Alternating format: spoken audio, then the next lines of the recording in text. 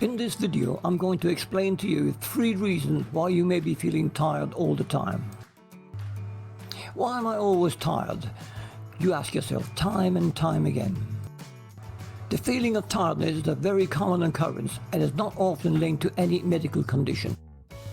However, if you get very tired on a constant basis, it's likely that you have an underlying condition.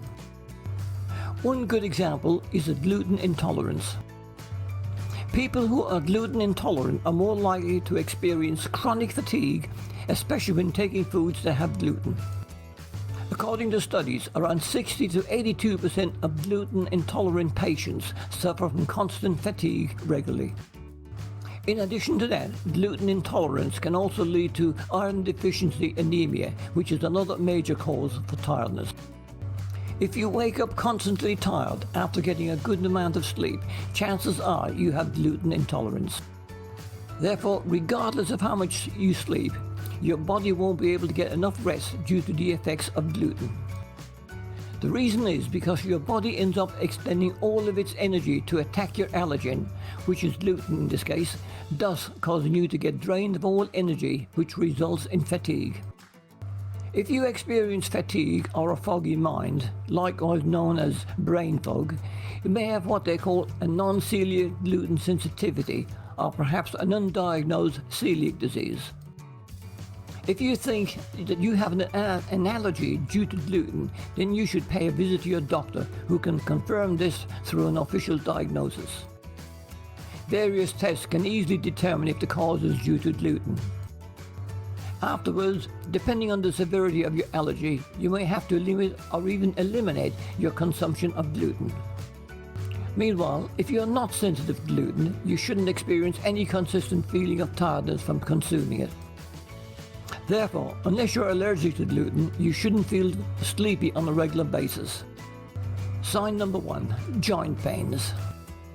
Joint and muscle pains can be caused by a number of reasons. One theory states that people suffering from celiac disease have an innately oversensitive nervous system. And as a result, they'll have a lower threshold for activating sensory neurons, which lead to joint and muscle pains. Aside from that, exposure to gluten can also lead to inflammation in people with gluten intolerance. This inflammation can cause a wide variety of pain that includes pain in the muscles and joints. Recent studies have shown that there's a possible connection between non-pathologic joint pain and gluten. So how exactly does that happen? If you have celiac disease or gluten intolerance and you consume gluten, your immune system will jump into action, thus leading to inflammation. This inflammation can have an impact on your organs and soft tissues. Although you may not see noticeable signs of inflammation like swelling and redness, you may notice some other symptoms like joint pain. You may not realize it, but gluten can actually cause some serious damage in your body, especially if you have arthritis, or even if you don't. Fortunately, you can stop suffering from chronic joint pain by eliminating gluten in your diet. This is especially helpful as it also helps you increase your energy levels, trim down belly fat, and even clear up your skin. Sign number 2, autoimmune diseases. If you suffer from an autoimmune disease, you want to get better and reverse your disease's progression if possible. From a medical perspective, these two can be achieved by simply knowing the root cause of your condition. According to researchers and medical practitioners, gluten is one of the many possible causes. There's actually a well-known connection between autoimmune diseases and gluten. Therefore, a lot of healthcare providers recommend that you stick with a gluten-free diet if you're suffering from an autoimmune disease. By now, you've probably heard that those with any form of autoimmune condition should eliminate gluten from their diet at all costs. You might have also heard of people thinking that gluten didn't pose a problem to them at all. Like a lot of medical issues, the truth actually lies somewhere in between. A recently published study has examined the connection between autoimmune diseases and non-celiac gluten sensitivity. According to the study, people who have non-celiac gluten sensitivity have an increased incidence of autoimmune conditions than those without. The same study also looked at patients with celiac disease, those with non-celiac gluten sensitivity, and normal individuals. It also considered the levels of autoimmune disease for each test group. Researchers found that the incidence of autoimmune thyroid disease was similar in both the celiac disease and non-celiac gluten sensitivity group. Therefore, there was an increased incidence which was the same for the two groups, and yes, gluten seems to have been a major factor. Another interesting finding was that the levels of another autoimmune marker, which is called ANA, anti-nuclear antibodies, was higher in people with NCGS, non-celiac gluten sensitivity, than those with celiac disease. Specifically, 24% of the subjects who have NCGS experience high levels of the ANA, which indexes autoimmunity, compared to only 20% of those with celiac disease. Why is this so? One possible reason could be because following a gluten-free lifestyle is less recommended for those with non-celiac gluten sensitivity than those with celiac disease. Therefore, there might be more people who consume gluten and are non-celiac gluten sensitive compared to those who have celiac disease. This only means that people who have NCGS have a higher risk of experiencing autoimmune conditions by eating foods that contain gluten. Now, if you have an autoimmune disease, consuming gluten can pose a serious threat due to a phenomenon known as molecular mimicry. No, I haven't heard of it either. So let's try and explain it. Each time your body is exposed to any form of invader, in this case it's gluten, your immune system will try to memorize its structure to allow you to create the perfect defense to the said pathogen. Now, the sad thing is, our immune system can't perfectly recognize a molecule's structure. As long as it has a similar structure, it will be considered an invader and the immune system will try to attack it.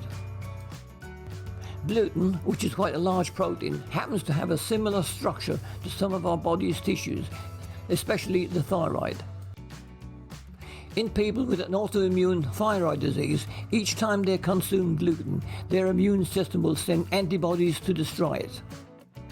However, since gluten and their thyroid gland look similar, some of those antibodies will mistakenly end up attacking the thyroid. There are also several other proteins like casein which share the same molecular structure as that of gluten. So due to molecular mimicry, each time you eat dairy, your body will think that you just consumed gluten and incite an immune reaction. Sign number 3, hormonal imbalance. Aside from messing up your brain, bones, muscles, skin, your digestive tract, and neurological system, gluten sensitivity can also have a negative impact on your endocrine system, which is responsible for your hormones. Specifically, gluten puts stress on your adrenal glands, which results in hormonal imbalance. The adrenal glands are situated on top of your kidneys and are the ones responsible for a lot of your bodily actions. Mainly, they give you energy, keep your immune system strong, maintain your weight, control your sleep, maintain a stable mood, keep various allergies at bay, help with hormonal imbalance, and more. Also, since they are the stress buffering glands in your body, they essentially help you cope with daily stress by producing hormones. In the event your adrenal glands get exhausted, your body system will start to break down. They'll stop functioning normally, causing them unable to repair themselves. This also causes your body to function slowly, leading to depression, fatigue, loss of libido, and more. Once you undergo chronic stress, your adrenal glands will start producing stress hormones in exchange for your sex hormones. However, if you have gluten intolerance but still continue eating foods that contain gluten, your adrenal glands will suffer from chronic stress due to an ongoing intestinal inflammation, which in turn can lead to chronic adrenal exhaustion, which is a major factor in certain conditions like arthritis, depression, fatigue, fibromyalgia, and hormonal imbalance.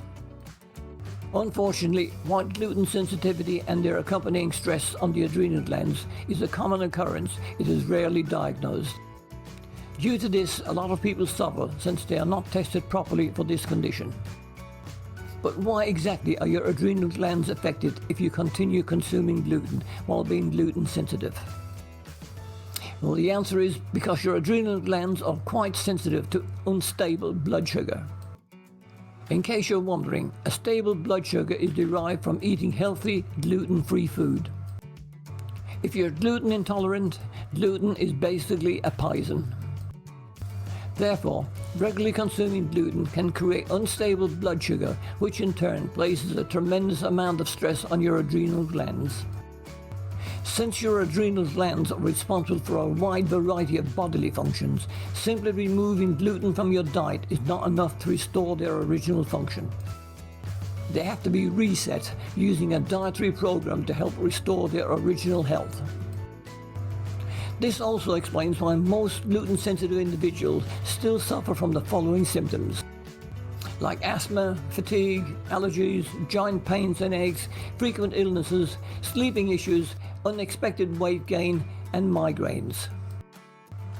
As a result, even if you're diagnosed with a non-celiac gluten sensitivity and follow a gluten-free diet, you might still continue suffering from symptoms brought about by adrenal stress if you can't find a specialist who works in restoring your adrenal glands' original health and function. Hope you found this video helpful in understanding just 3 reasons why you always feel tired. Thanks for watching, and I'll see you soon.